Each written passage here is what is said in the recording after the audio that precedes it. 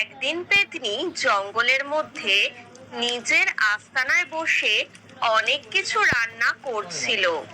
সেদিন পেতনি খুবই খুশি ছিল, কারণ পেতনির মেয়ে শাকচুন্নি অনেকদিন বাদে পেতনির কাছে ফিরছে। তাই এমন সময় শাকচুন্নি সেখানে এলো, আর পেতনি ওকে দেখে খুব খুশি হলো আর বলল, কি রে মা, তুই এসে গেছিস?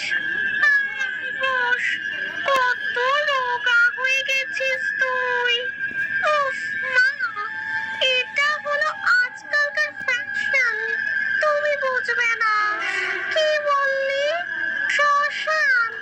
হঠাৎ শ্মশান হতে যাবি কেন? একবার মরে গিয়ে শ্মশান থেকে তো ঘুরেই এসছি আমরা। আবার কেন এত রাতে শ্মশানের নাম করছিস রে মা? উফ মা, ওটা শ্মশান নয়, প্যাশন। আচ্ছা, কি সুন্দর গন্ধ আসছে গো মা। কি কি রান্না করলে তুমি? সব তোর পছন্দেরই রান্না করেছি রে মা।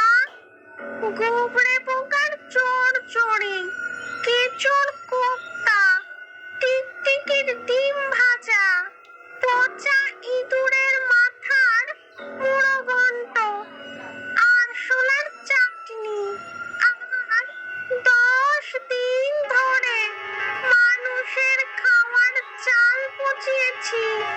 তারপর সেই চালের পোলাও রান্না করেছি।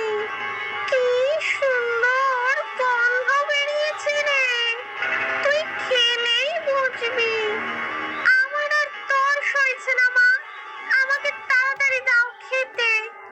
তুই হাত মুখ ধুয়ে আয়, আমি তোর জন্য খাবার বাড়ছি।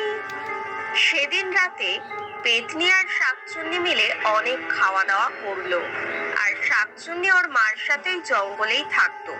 পরের দিন সকাল বেলা শাকচুন্নি ওই জঙ্গলেরই একটা গাছে বসে ছিল, আর হঠাৎই মোটু পাতলু ওই জঙ্গলের মধ্যে দিয়ে যাচ্ছিল।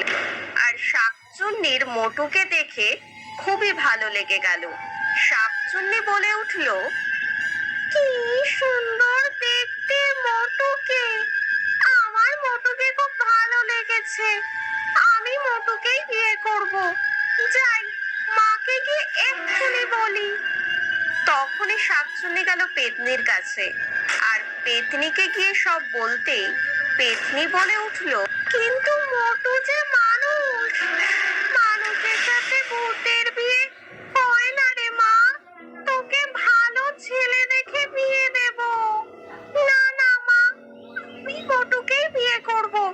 মোটুর সাথে আমার বিয়ে না হলে আমি কিন্তু সুইসাইড করব, তারপর আবার মানুষ হয়ে জন্ম নেব।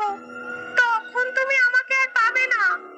তখন কি করবে তুমি? হ্যাঁ, এমন অলক্ষণে কথা বলিস না রে মা। আমি তোর বিয়ে মোটুর সাথেই দেব, এই আমি কথা দিলাম। হ্যাঁ, তুই এখন থেকে একটু রূপচর্চা কর, বুঝলি? তাহলে তুই আরো সুন্দরী হয়ে যাবি। আমি তোর জন্য গোবরের মধ্যে বিছুটি পাতা বেটে মিশিয়ে রেখেছি। ওটা একবার মুখে লাগালে না, তুই আরো সুন্দরী হয়ে যাবি রে। যা যা, তাড়াতাড়ি যা। এই কথা শুনে শাকচুন্নি খুশি হয়ে তাড়াতাড়ি চলে গেল। অন্যদিকে রাত হয়ে এলো, আর পেতনি উপায় ভাবতে লাগলো যে কি করা যায়। হঠাৎই পেতনির মাথায় একটা বুদ্ধি এলো, আর পেতনি গেল টুনির ঘরে। আর টুনি ঘরে আছে কিনা দেখার জন্য উকি ঝুঁকি মারতে লাগলো। হঠাৎ দেখলো টুনি ওর ঘরে এলো ওর ছানাদের কাছে আর বলল, এই যে আমার ছোট্ট ছানারা, অনেক রাত হয়ে গেছে, আমি তোদের জন্য খাবারটা তৈরি করে ফেলি। তোরা এখন একটু খেলা কর, আর কেউ ডাকলে একদম যাবি না। সামনেই ডাইনির আস্তানা।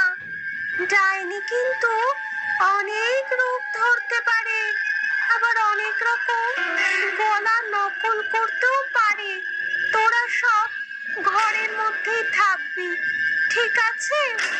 ছানারা সব একসাথে বলে উঠলো, আচ্ছা আচ্ছা ঠিক আছে। অন্যদিকে ডাইনি ভাবলো কিভাবে ছানাদেরকে নেওয়া যায়। তারপর নিজের শক্তি দিয়ে জাদু করে ছানাদেরকে ঘুম পাড়িয়ে দিল আর ওদেরকে নিয়ে নিজের আস্তানায় চলে এলো। তারপর কিছুক্ষণ বাদে টুনি এলো ওখানে আর বলল, কি হলো?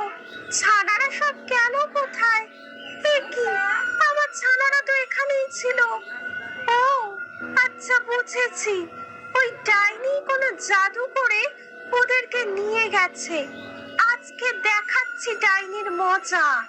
এই বলে টুনি ডাইনির আস্তানায় গেল আর ডাইনিকে বলল, এই ডাইনি, কোথায় রেখেছিস আমার ছানাদেরকে? আমার ছানাদেরকে ছেড়ে দে তাড়াতাড়ি, নইলে তোকে খুব পস্তাতে হবে। তারপর পেতনি সামনে এসে টুনিকে বলল, শোন টুনি, তোর ছানাদেরকে আমি ছেড়ে দিতে পারি, তবে আমার একটা শর্ত আছে। আগে সেই শর্ত যদি তুই পূরণ করতে পারিস, তবেই আমি তোকে তোর ছানাদেরকে ফেরত দেব। টুনি বলল, ঠিক আছে, কি তোর শর্ত শুনি? পেতনি বলল, আমার আছে একটি মেয়ে, নাম তার শাকচুন্নি। আর কথা তোকে বলবো এবার, তুই চুপ করে শোন টুনি। রূপে গুণে তার নেই কোনো তুলনা, রূপের গুণে ঘায়েল করতে সে জানে অনেক ছলনা। যেথায় আছে যত ভূত প্রেত ব্রহ্ম দৈত্যী, সব হয়েছে ওর প্রেমে পাগল। শাকচুন্নিকে বিয়ে করলে ওদের তবেই মিলবে শক্তি।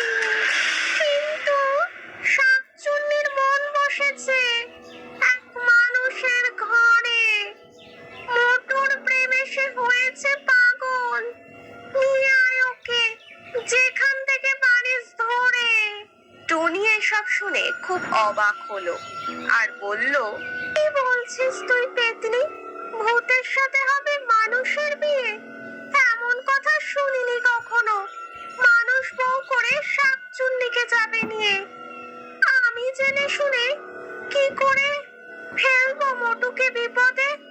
মোক্ষম চাল চেলেছিস তুই, তবে তোকেও পড়তে হবে এর ফাঁদে।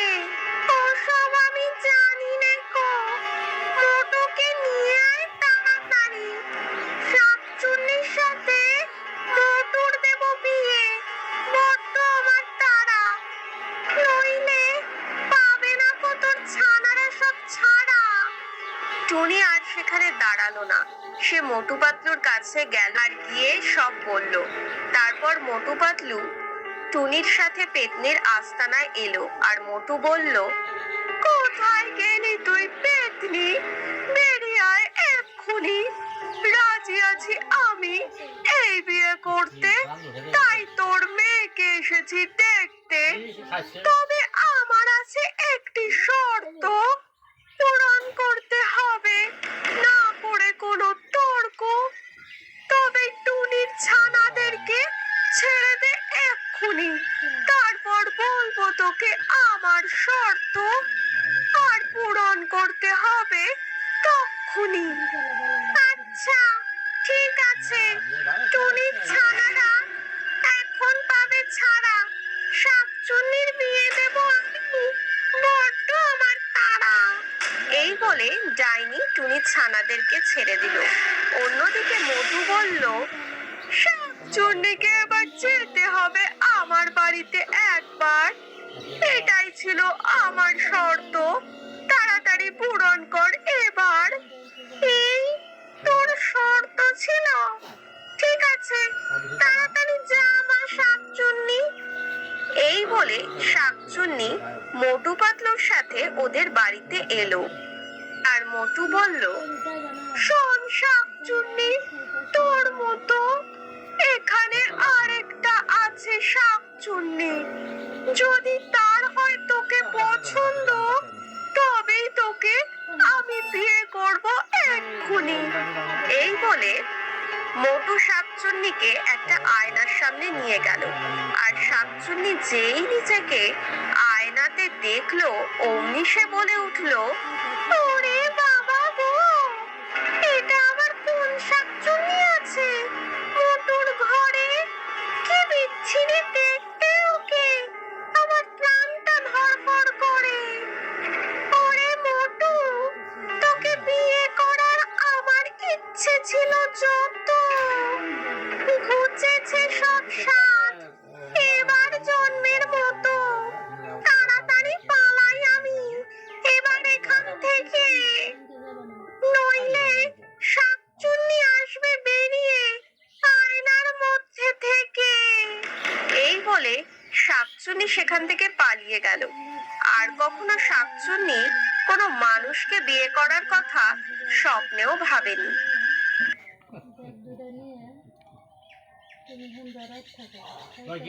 আম নাও, আম তাজা।